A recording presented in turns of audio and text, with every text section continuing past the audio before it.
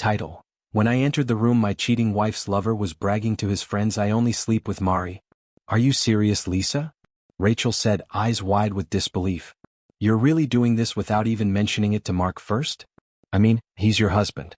Don't you think he might feel a little blindsided? Especially since you'll be the only married one tagging along with a bunch of single women." She paused, shaking her head. "You know how Kelly and Amanda get the second they land in Vegas. It's like a switch flips. This whole thing just feels reckless." Lisa raised an eyebrow, folding her arms. "Come on, Rachel. You honestly think Mark would say no? You've always called him Mr. Goody Two-Shoes, remember? I'm not planning on doing anything wrong, I just need to get away. Lately it feels like my whole life is just one long gray line. No peaks, no thrills, nothing to wake up excited about." Rachel, an old college friend, let out a slow breath and gave her a worried look. "Lisa, I'm begging you, just be cautious. I'd hate to see your marriage fall apart over a weekend trip." Lisa gave a half laugh, half sigh, her voice laced with sarcasm. "Marriage? What Mark and I have doesn't exactly scream passion, you know.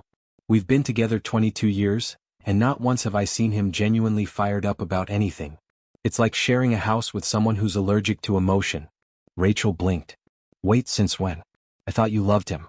What's going on with you?" Lisa paused, her gaze drifting away. "I do love him in a way. But I'm exhausted. Mark's too perfect. He's calm to a fault, never argues, never raises his voice. It's like he's made himself into this emotionless rock. Do you remember that New Year's party, when Tony called him a coward in front of everyone? Instead of speaking up or defending himself, Mark just walked away. He never stands up for himself, not even when he should." She sighed, remembering. When he came back from the Navy, it was like he'd switched off everything else except his ambition. He was laser-focused on getting into college, studying finance and accounting like his life depended on it. He was older than most of the other students, but he didn't care. No parties, no breaks. Just books and lectures. It's like he left his past at sea and never looked back. Rachel tilted her head, concern deepening. "Lisa, is this really about the trip? Or is it about something else?" Lisa's face tightened. "Maybe both. Sometimes I wonder if Mark even wants a woman, or if he's just looking for a saint. Someone who never messes up, never wants too much. Honestly, it feels like he's hoping I'll just be some perfect figure with no flaws, no passion. I'm not that. I can't be that." She leaned back in her chair, weary. "The truth is, I feel like I'm fading into the background of his life. I never considered myself particularly well educated, but I always tried to make sure I treated Lisa with the respect she deserved. That mattered to me. I might not have been the most expressive man, but I believed in showing up for her, day in and day out. Back when Amanda turned 12, Lisa made the choice to step away from her career and become a full-time mom. I didn't hesitate to support her. It felt like the right call for our family. I was doing well at work, had been climbing the ladder steadily over the past 2 decades. I'd made it to senior account manager, and the salary was nothing to complain about. Recently, a new opportunity opened up, a shot at the vice president position. I threw my name in the ring without second thoughts.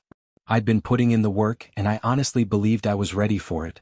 I had the experience, the numbers to back me up, and a clear vision for what I could bring to the role. But somewhere along the way, I'd made a conscious decision to mold myself into someone I thought the world needed me to be. I'd buried any trace of anger, any instinct toward confrontation. I didn't want to be that man. Whether it was words or actions, I refused to let cruelty live in me. And the truth? It wasn't all that hard. I've always been gentle at heart. Still, there was a part of me, something darker, quieter, that I'd locked away a long time ago, and I promised myself I'd never let it out again. But now I couldn't help but wonder, had I gone too far? Had I suppressed too much of myself in trying to be this ideal version of a man? My conversation with John Cook earlier that week stirred something uncomfortable. It forced me to admit what I'd been avoiding. The past few years of my marriage hadn't exactly been smooth. Lisa's patience with me had been wearing thin. Her words came sharper these days, her tone often edged with frustration. We clashed more often than I liked to admit, not in screaming matches but in silences and jabs that cut deeper than they should have. I knew I was prone to letting my temper get the best of me back in the day, so I trained myself to stay quiet, to avoid escalation. It was easier to retreat than to risk saying something I'd regret. But that meant letting her words go unchecked sometimes, even when they hurt. And the truth was, the distance between us had been growing. We weren't a team anymore, not in the way we used to be. The memory of New Year's, when Lisa barely looked at me across the room while chatting and laughing with other people, Nod at me.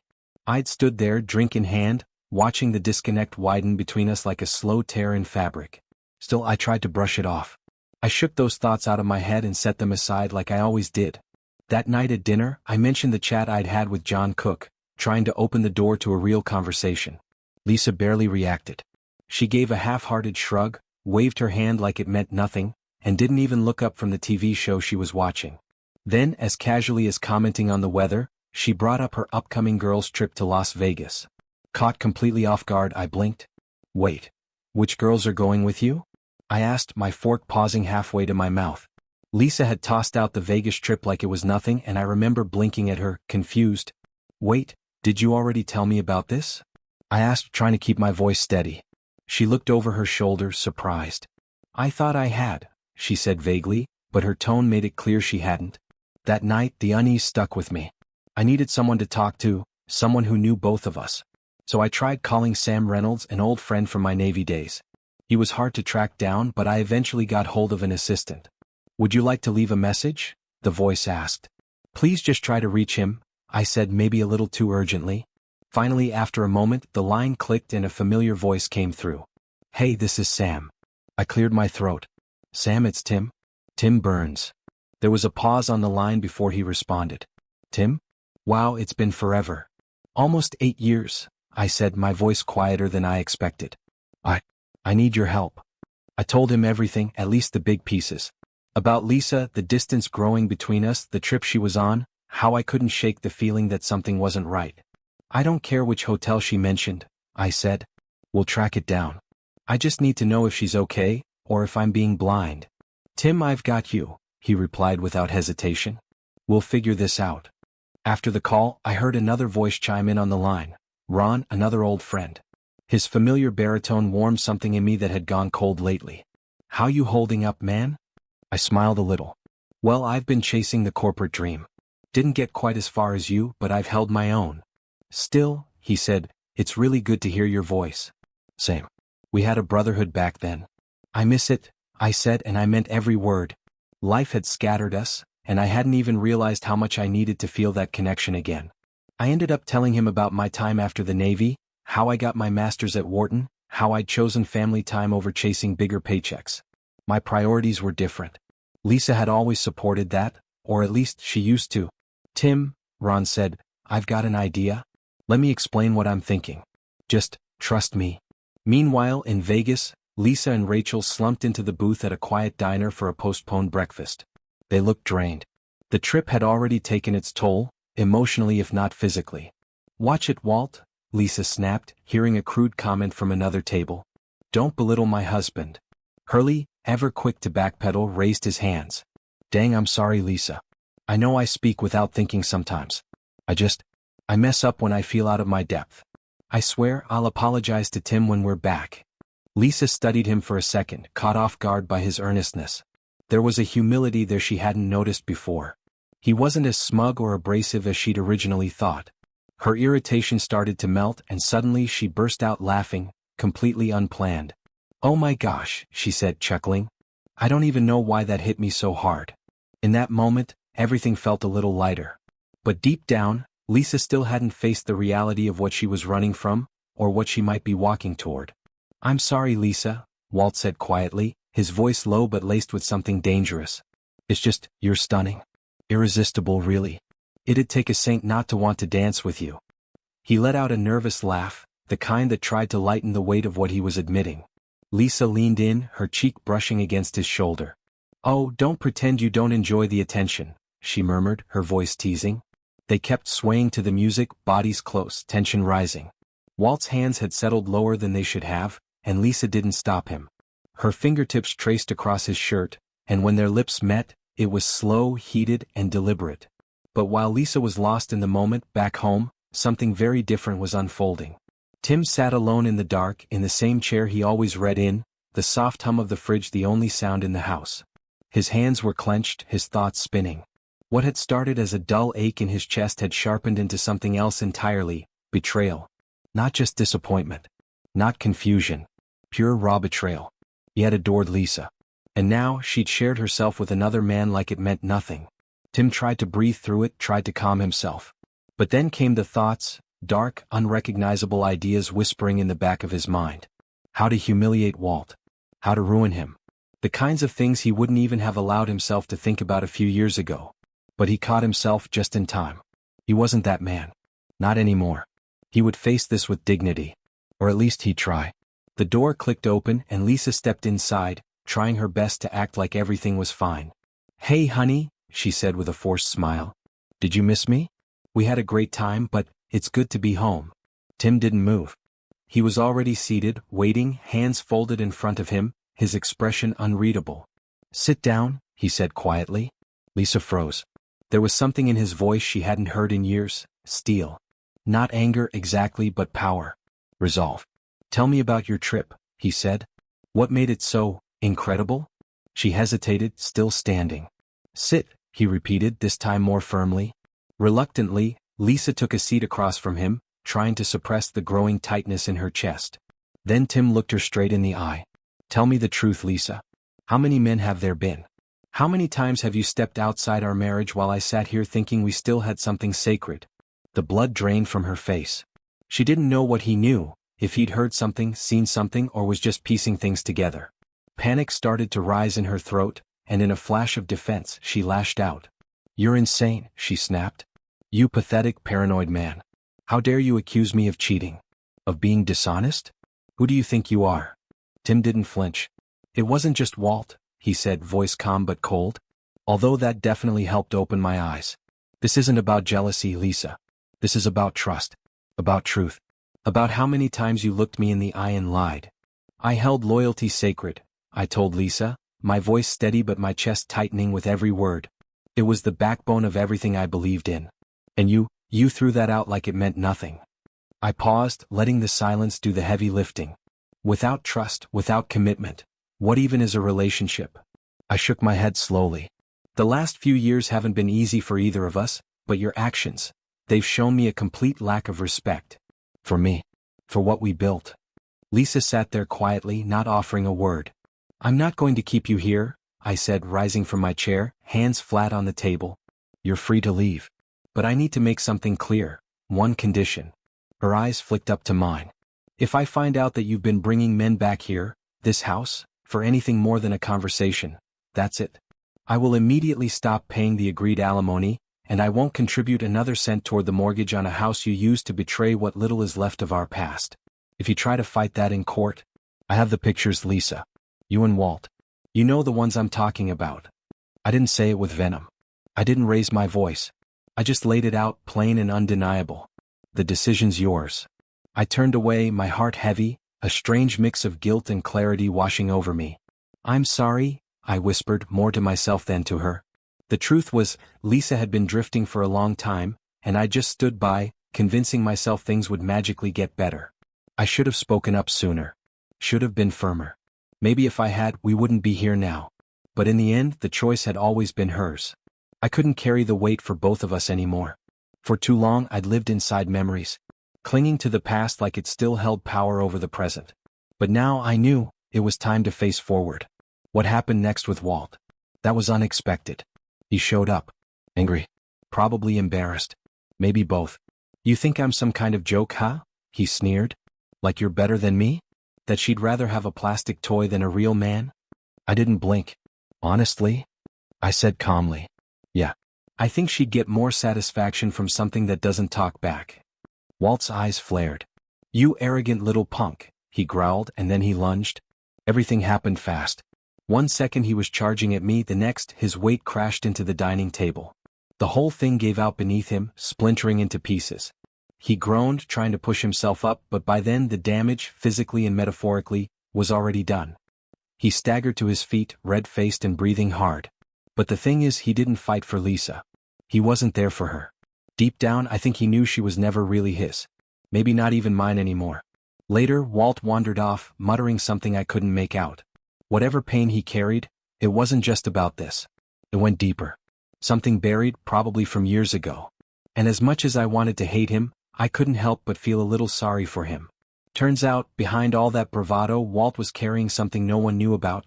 His own kind of loneliness. The kind that eats at you in the quiet hours of the night. But even he found some light. Some time passed and he started seeing Pam. She was kind, smart, someone who didn't feed his ego but grounded him. Maybe for the first time in his life, Walt found someone worth growing for. And me? Things changed for me too. I met someone, her name's Pam. Not the same Pam. A different one. This Pam was soft-spoken, thoughtful, with the kind of eyes that actually saw you when you talked. After everything, I didn't expect to feel anything again, not really. But she brought peace where there'd only been noise. And for the first time in a long time, I wasn't looking back. Tim felt it again, that quiet warmth that comes when you know you're truly loved. Not tolerated. Not merely respected. But seen, chosen, and cared for. Pam made that possible. Meanwhile, Lisa's world had grown smaller. The excitement, the defiance, the illusion of independence had faded. She was alone now. The silence in the house no longer felt peaceful, it was hollow. She had to find a job, something she hadn't done in years. The transition wasn't kind. Across town, life was moving forward. One evening at a networking event, Tim met Drew, Pam's friend from college. Drew had a quiet charisma that set him apart. For a guy in the entertainment business, he was oddly reserved. The kind of man who watched more than he spoke, taking in people's energy before deciding whether to engage. But when someone made the effort, Drew was generous with his time, joining conversations thoughtfully, never dominating them. That night, Drew spent a good portion of the evening on the dance floor, gracefully navigating between partners, smiling easily but never pushing for attention. He radiated calm, which made him intriguing to those around him. Pam watched him, admiring how comfortable he seemed in his skin. Back at the bar, someone asked her if she'd ever doubted Tim, ever felt insecure watching him with other women. She smiled. No, she said softly. Not until the very end. But even then, I think the doubt came from me, not him. The lawyer who asked the question nodded, recognizing what Pam had done, asked something she already knew the answer to. A classic strategy. But here it wasn't strategy. It was reflection. On the other side of the room, Courtney, someone from Drew's past, stood watching him, heart fluttering with anticipation. She hadn't expected to see him here.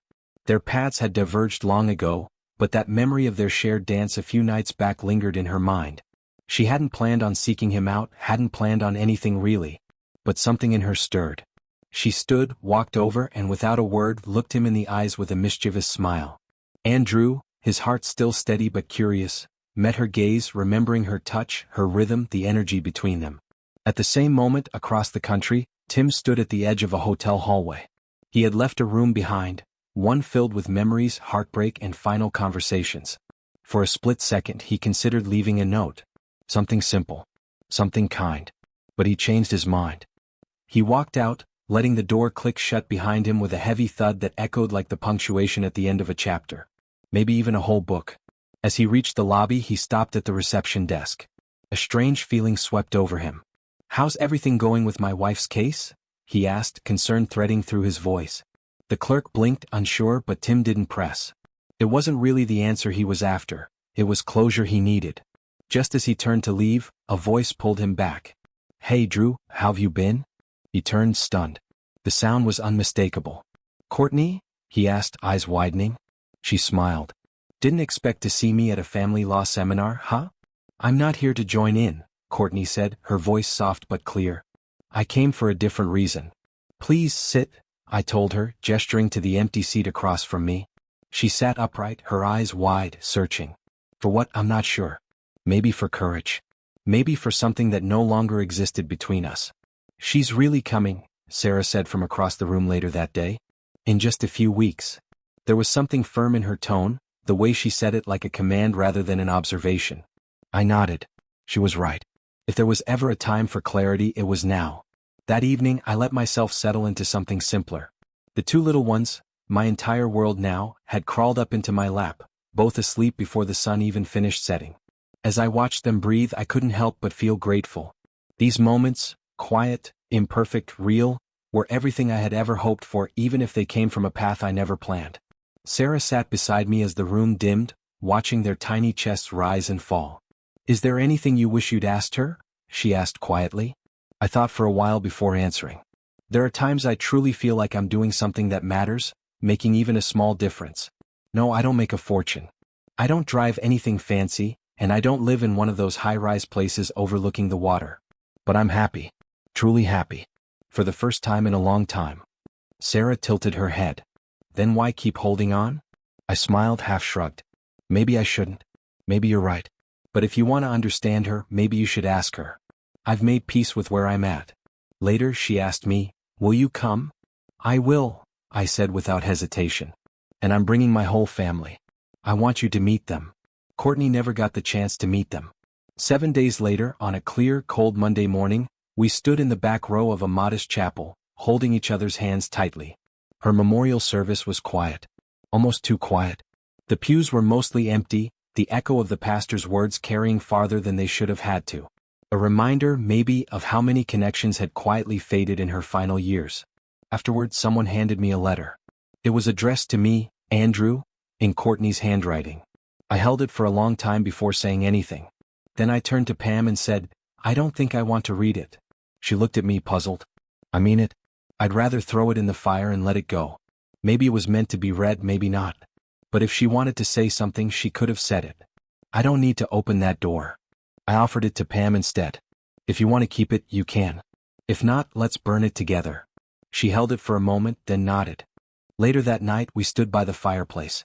Neither of us said a word as the envelope caught flame, curling and blackening before vanishing into smoke. Some stories don't need epilogues. Some doors are best left closed. And some peace only comes when you stop searching for answers and start living the ones you already have. I hesitated with the letter in my hand. I worry that if I read this, I told Pam, it'll ruin the parts of her I still want to remember. I don't need a reminder of how she changed. I already watched it happen. She nodded, understanding, and said nothing more. It was surreal walking into that courtroom and seeing Laura, my future ex-wife, seated across from me. She sat beside her lawyer, her hands folded, that carefully controlled smile on her face. I'd seen that look before. A mask built to hide uncertainty. Despite everything, I could tell she didn't truly want this to end. Not completely. There was still fear behind her eyes. But sometimes, fear isn't enough to stop momentum once it's set in motion. We'd been married for over 25 years. I gave everything I could to provide her with a life of comfort. Supported her when she chose to leave work to raise our kids. Never once asked her to return, even after our youngest left for college. I did what I believed a husband was supposed to do. And yet, here we were. She used to talk about reconciliation like it was something sitting right there on the table, just out of reach. But her actions never lined up with those words. Across the courtroom, I studied her face again. Maybe I was still trying to find the woman I fell in love with. The woman who used to laugh so easily. When Judge Reynolds entered the room, the courtroom rustled to life. A heavy-set man with deep lines carved into his cheeks, he looked tired. Like this day was just another in a long line of disappointments. He settled into his reinforced chair with a groan and a sigh, then glanced over his notes. We'll resume the matter of Brown versus Brown, he announced. His voice echoed just a bit too loudly. People shuffled. Lawyers leaned forward. Papers moved. I sat still. My attorney had done his job well, pointed out what needed pointing out. That while I was out running a business, carrying the full financial burden of our family, Laura hadn't held a job since our first child was born. That wasn't an accusation, it was just a fact. One I never used against her until now. Not because I wanted to, but because I had to. Marriage was never meant to be a one-sided commitment. And somewhere along the line we stopped being a team. But I'll be honest, I wasn't proud of everything I'd done in those final days. There was one night, after everything came out, when I decided to confront the man she'd been seeing. She told him not to meet me, but I made sure I did. I found him. Waited for him, actually. He was younger. Maybe 150 pounds, thin, nervous. When I stopped him, he looked irritated at first, probably figured I was just going to make a scene. But when I shoved him hard down the steps of his building, that changed. He hit the floor awkwardly. I heard the collarbone go. His face crumpled, not just in pain but in realization. I didn't say much. Just handed him back his phone, his keys, his dignity if he could still hold on to it. Then I turned and left. When I walked back inside, there was another man waiting in the living room. He didn't wait long once he saw my face. That was the last time I raised my voice. Or my hand. Now here I was. Sitting in court, listening to people argue over numbers, properties, payments. Things that once felt sacred. I wasn't trying to destroy Laura. I didn't want revenge. But I was done carrying the weight of something that had already crumbled. The rest of this story? That belongs to the next chapter. And to the people I choose to carry forward with me.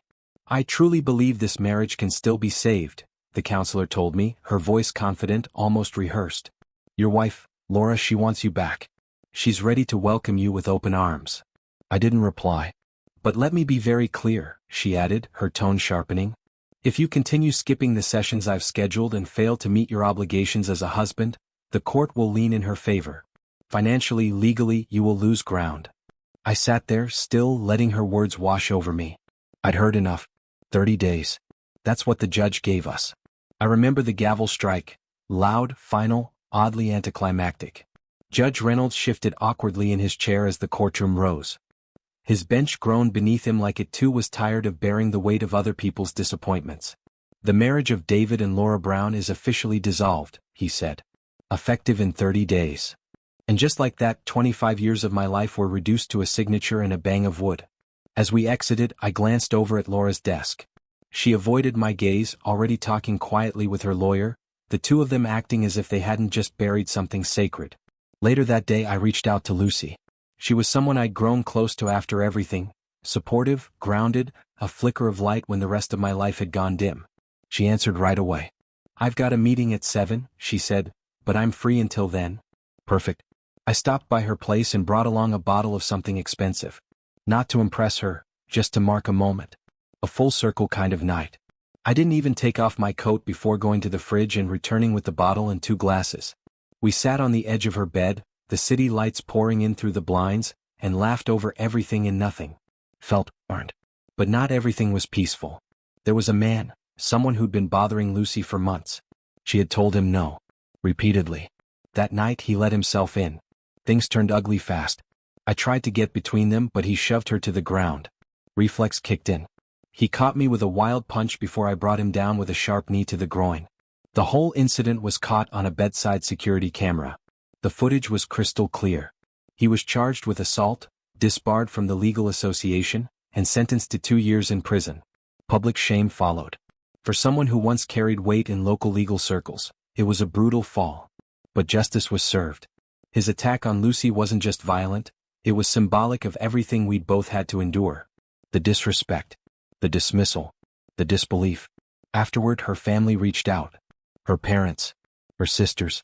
People who used to call me son, who once toasted our anniversaries. Their tone changed after the video. They stopped asking me to be lenient. They started listening.